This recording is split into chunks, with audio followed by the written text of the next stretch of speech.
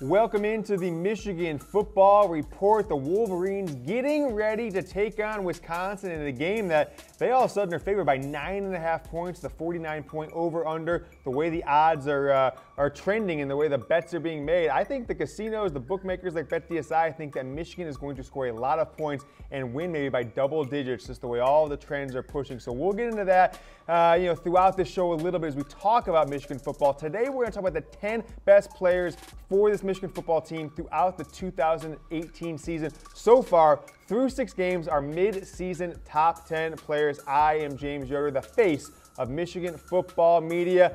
Want to address a little situation put on the show that Michigan Football Rumors Roundup a couple days ago, talking about Rashan Gary. Now, I've been critical of Rashan in certain regards. Not that he's a bad player by any means, but that I expected maybe better stats to be on his stat card. We see here on the screen 18 tackles, 3 tackles for loss, 2 sacks. I compare him to other players like Bosa at Ohio State and some others, and said, hey, Rashan has something to prove from a statistical perspective. Talked in the Rumors Roundup that maybe there were some people in his family, most notably his mother, who didn't want him to play, were mad that maybe he played in that Northwestern game. I do want to address that situation and say I actually got that fact wrong. His mother did not know about Rashan's injury prior to the game, only got word of it after the game, and is stayed on top of things there. So I will give her an apology. My source had maybe get kind of the days wrong or the exact scenario wrong that she didn't want him to play prior to Northwestern. That was incorrect. But talk to Rashan's mom, Jennifer, today.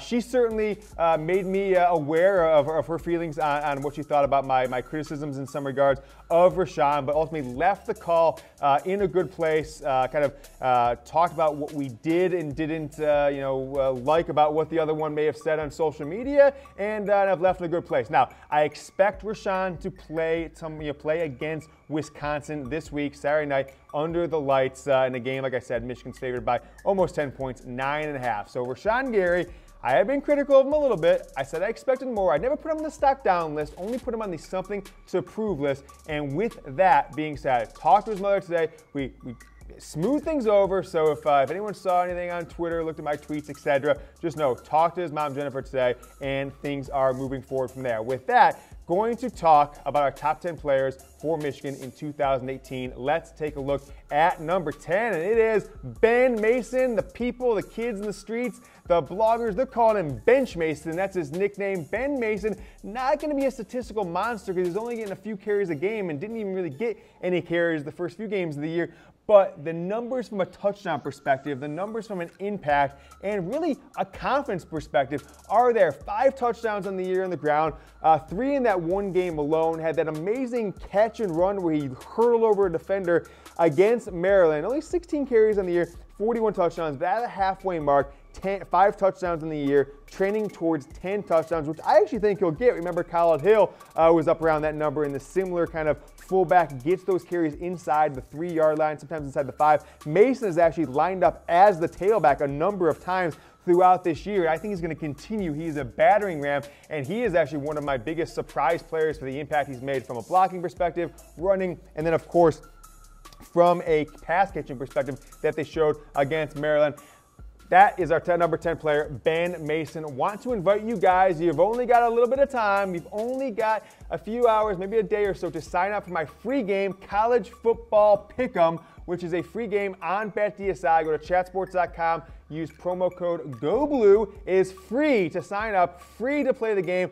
DM me after you get an account. I'll send you the link and make your top 25 picks. $25 to the person, the Michigan football fan who watches this show, the Michigan Football Report, who picks the best games against the spread this week in the top 25 in college football. Number 9 on our list, a guy who's been hot and cold all year. I've put him on something to prove. I've put him on our hot list. I've never put him on really stacked down, I don't believe, but Nico Collins has been an impact, and he's been impactful from the perspective of Tariq Black was supposed to be the downfield threat, was supposed to be the number 1 receiver, and really, Nico Collins has emerged as that downfield threat. Doesn't have the stats that maybe some expected him to have as that number one receiver, and has kind of disappeared in a couple games, but he has had those 35 to 50-yard passes. He doesn't get a ton of run after the catch, unfortunately, but we see Shea Patterson has found himself a deep target, someone who can go up and get the ball, especially in traffic.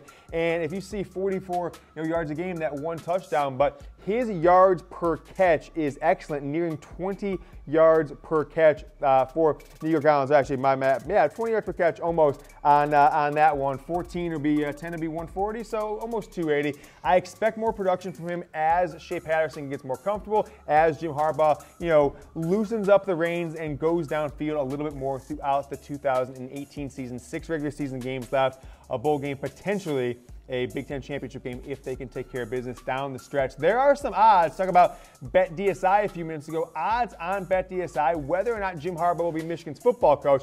I'm not advocating either way. My job as the face of Michigan football media is to inform you of the news, talk about it with my opinion no matter what. So this is just what's out there. You can bet real money on Jim Harbaugh being Michigan's football coach next year. The odds are overwhelming, almost 2-1, that says he will. So you've got to put up, if you put up $100, you win 58. Of course, get your 100 back. If you say no, he's out of there, you got to put up 120 to just win 100. So the odds are definitely in the favor of Jim Harbaugh. Stay at by near 2-1. You can make that bet with our gambling partner BetDSI, chatsports.com/bet. Promo code GOBLUE, just like my pick'em game. Promo code GOBLUE. You get 120% deposit bonus if you want to bet, which I recommend that you do with that bonus. Give you a little flexibility. If you want to join my game, use the promo code. Don't have to bet, but can still win $25. Let's take a look at number 8 on the list. Donovan Peoples-Jones isn't Michigan's number one receiver. I'm still going to kind of slightly lean towards Nico Collins on that one, although their stats are pretty similar, with Peoples-Jones getting in the end zone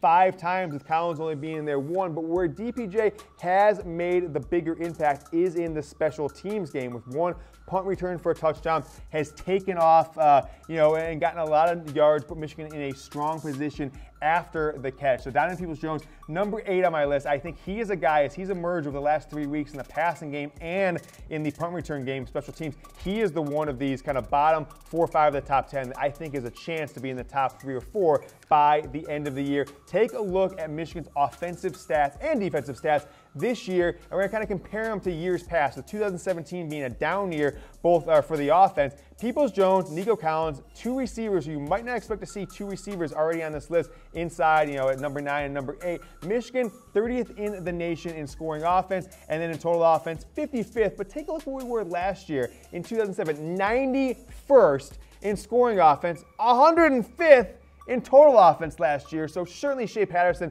and the sophomore receivers emerging, Ben Mason as well, some other players we'll get into, have made a big-time difference. Go back to 2016 here. You'll kind of see how these stats, very similar to that 2016 team that started the year 9-0, got up to number 2 in the country and ultimately lost that 2-3 game to Ohio State. Roll through them one more time. 2018, take a look at stats, 38 points a game, which frankly is going to be one of, if they kept on that clip, which they won't, this will be one of the top 5 scoring offenses in Michigan football history in the modern era. So that's pretty good. 2017 here, big time down, both on the offensive yards and on scoring. We notice the defense is clearly the consistent here. Been top 5, specifically in total defense, all 3 years. Slipping back to 16, where they were the 2nd best defense in the country. Michigan has the number 1 defense in America right now, but I don't know if he's got as many superstars on defense as I would have expected. Certainly not guys who are standing out or getting big-time stats. But one guy who has surprised me, who I wouldn't have predicted to be on this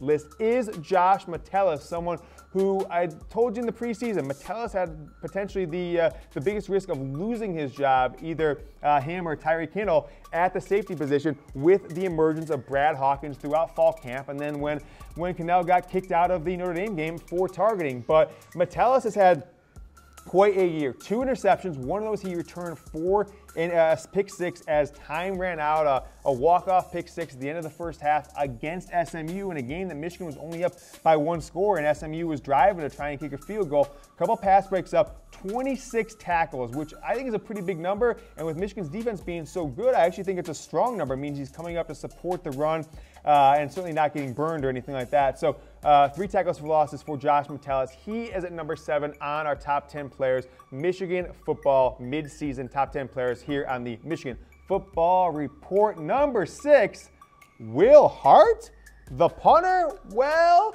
before you laugh me off on this one, we've got to talk about Will Hart. He is on pace to have the best punting season in the history of the Big Ten. This guy is booming the ball, and it is borderline insane. He is getting 50 yards every single time he punts pretty much, and he has been very valuable when it comes to field position. Now, I don't expect him to stay on this top 10 list at the end of the year. If some other guys emerge, if Michigan wins some games, his importance will fall, but he is on pace to be the first team All-Big Ten punter and likely to be the first team All-American punter. 13 punts through 6 games of 50 yards or more. These aren't those punts that, hit on the ground and skip for 15 yards, something like that. These are in the air punts, averaging almost 52 yards a game, 7 inside the 20, which is quite, the advantage for Michigan. They could pin teams back. It's, more than 1 per game. Very nice to see from Will Hart, a guy from just east of Cleveland, Ohio, red shirt sophomore player who did not get a scholarship to come to Michigan,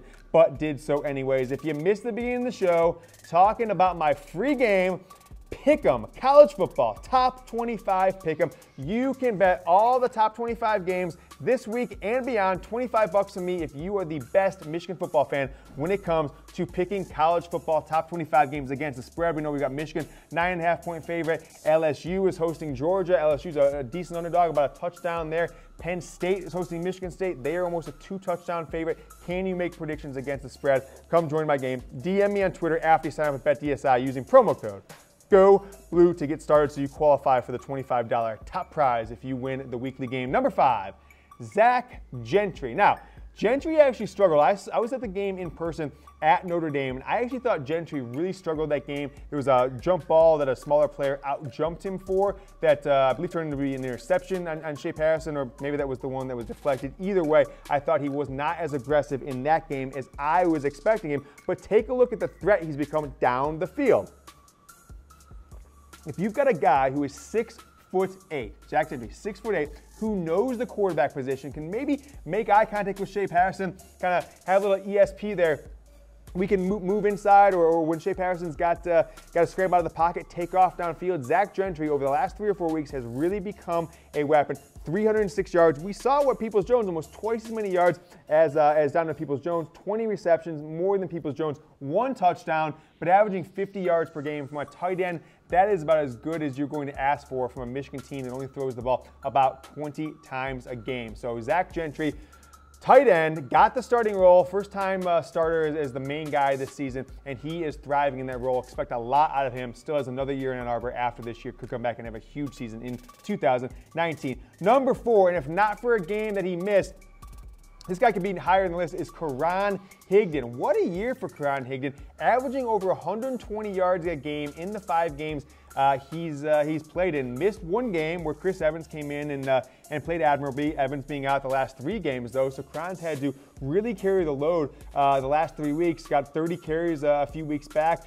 101 carries on the year in 5 games, so averaging about 20. Had a down game against Notre Dame, but ever since then has hit that 100 clip in all of his games he's played. 5 touchdowns. If not for Ben Mason, maybe he's got 9 or 10 touchdowns. Would be on pace for quite the year if that was the case, but nevertheless, that's not how Jim Harbaugh does it. But what I am seeing, and I think is very impressive, is the 5.8 yards per carry when you give him the ball 30 times and 26 times and 22 times sometimes, etc. The last 3 or 4 weeks, he's gotten a big workload. Karan Higdon is my number 4 player, putting up a great year statistically, and I don't think Michigan would have won the last 5 games had he not played up to the level that he has. I think there may have been a slip-up or 2, potentially even Northwestern game, when Karan put the ball in his hands 30 times. Number 3 on my list, getting back into the D. It's been pretty offensive heavy so far.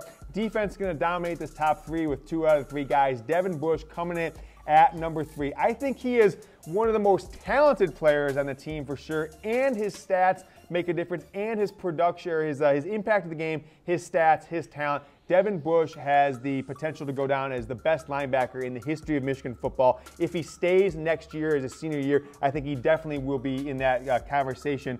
But as of now, potentially could be a guy who goes pro early, but every single game, if you have never watched a football game and you say, Hey, I'm going to watch this team for the first time. Who's the guy that stands out from Michigan's defense? It is number 10, Devin Bush. Definitely the fastest linebacker I can ever remember. 40 tackles, 5 tackles for loss, 2.5 sacks, a couple pass breakups, and he is one of the players that I didn't expect this much from, but over the last 2 seasons, I think if you combine both years, he's definitely been Michigan's 2017-18 MVP, and he comes in at number 3 on our list. I want to tell you about my pick'em game, college football, top 25 games. Going to do this every week if I get participation from Michigan Football Report Nation. Hundreds of thousands of you who watch this show every month.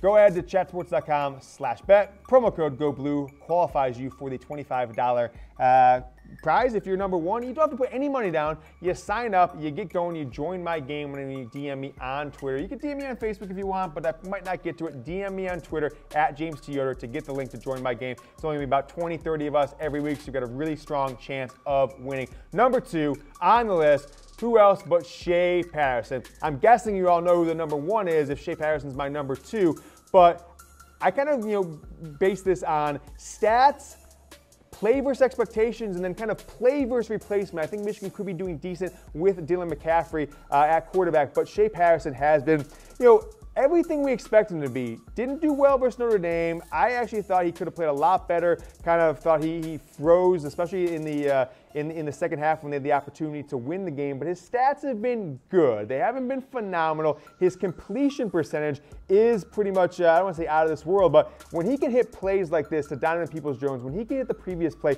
to Ronnie Bell, when the pocket, gives away, when the offensive lineman can't hold their blocks and Shea Patterson has to run, it's something Michigan hasn't had at the quarterback position. This type of accuracy, 69% completion, 1,200 yards, 10 touchdowns, only 3 interceptions, over 3-to-1 TD to INT ratio. Michigan, I don't know if they've ever had a player like this. Maybe Jim Harbaugh back in the 80s, maybe Drew Henson for his short-lived career at Michigan in the 2000 season, a player who can throw the ball with the best of them, but also scramble and make plays outside of the pocket. Shea Patterson is our number 2. Michigan Football Report, top 10 2018 mid-season players, top 10 players of the year up to this point, if I'm fumbling my words there. So who's our number 1? Who is the top player for Michigan football? It's that man right there on your screen. Chase Winovich, the guy who dyed his hair orange and led a movement to Michigan's bowl loss against South Carolina. That didn't work out very well, but what's working out for him is his decision to return for his 5th year to the University of Michigan. So take a look at his stats there. 35 tackles, 10.5 tackles for loss. And so I know, people ask me why I put Rashan Gary on the list of something to prove. It's not that Rashan's played bad. I know people say he gets double and triple teamed, and there's a debate on how accurate that is. But take a look at the tackles for loss for Chase Winovich. I know that there's other good players, and maybe Chase gets some one-on-one to take advantage with, but he has done the best with those opportunities as I think you can ask for him. 35 tackles on the year. That 10.5 tackles for loss is very impactful. 3 sacks. One pass breakup for the year. You don't expect that from a defensive end, but nevertheless, 3 sacks in the year, 1 pass breakup to go along with the 10 tackles for losses, 10.5, and 35 tackles. Let's take a look at that top 10 one more time. Ben Mason at 10. Wide receiver Nico Collins at 9. Another receiver, Donovan Peoples-Jones, the 5-star out of the state of Michigan. At number 8, Josh Metellus having a nice year after a lot of people were critical of him at the end of last year. That walk-off pick 6 to end the first half versus SMU, maybe being the play of the year for Michigan football so far. Number 6, the punter Will Hart, a walk-on, a guy to earn his way into this team from out of Cleveland, Ohio, his 3rd year on campus. Will Hart is number 6, the punter, 52 yards per punt. Number 5, Zach Gentry, the converted tight end. He is now, or the converted quarterback to tight end. He is now Michigan's maybe leading receiver. I mean, if you think of him as maybe sometimes as a wide receiver, but his stats certainly put him there at the top. Karan Higdon, if not for missing a game, I might justify putting him up there at 2 or 3 maybe. I think he has an opportunity to end up number 1 if Michigan can get a victory these next 3 big-time games. Shea Patterson, no question about it. He has been impactful from Michigan's offensive perspective, confidence perspective. I don't think any Michigan fans will tell you they think quarterback will be the issue in these next 3 weeks of play. And then lastly, Chase Winovich, who's been the MVP of the team this year, the MVP of the defense. Some will say taking advantage of the talent around him, making the most of it. I say he's been highly impactful, makes plays when they are there for him, and the stats prove me right. We have been presented today by Mizzen & Main. I've got this crisp white shirt. We took some headshots here at the Chat Sports Schembechler Hall studio in Dallas, Texas. What up?